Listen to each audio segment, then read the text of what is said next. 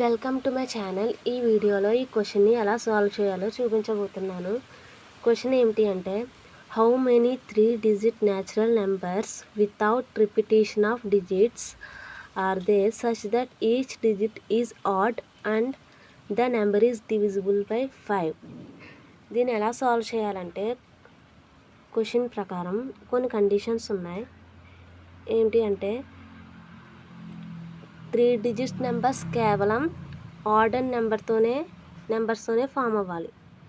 అవి ఏంటంటే 1 3 5 7 9 కేవలం ఈ నెంబర్స్తో మాత్రమే ఆ 3-digit నెంబర్స్ అనేవి ఫామ్ అవ్వాలి. సెకండ్ ఏంటంటే రిపిటేషన్ అనేది ఉండకూడదు. అస్సలు ఉండకూడదు. ఇంకా థర్డ్ కండిషన్ ఏంటంటే 5తో ఖచ్చితంగా డివిజిబుల్ అయి ఉండాలి. ఎలా సాల్వ్ చేయొచ్చు అంటే, థర్డ్ కండిషన్ ప్రకారం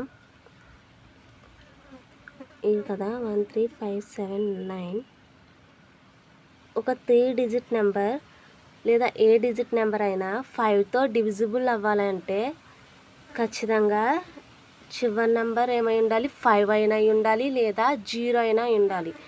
మనం ఆడ్ నెంబర్స్ మాత్రమే యూజ్ చేయాలి కాబట్టి లాస్ట్ డిజిట్ ఖచ్చితంగా 5. ఇంకా 2 ప్లేసెస్ ఉన్నాయి కదా, ఈ 2 ప్లేసెస్లోని ఈ 5 అనేది వాడకూడదు. ఎందుకంటే రిపీట్ చేయకూడదు. 4 డిజిట్స్ ఉన్నాయి, 2 ప్లేసెస్లో అరేంజ్ చేయాలి. దీనికి మనం ఏం ఫార్ములా వాడచ్చు? పెర్ముటేషన్స్ వాడదాం.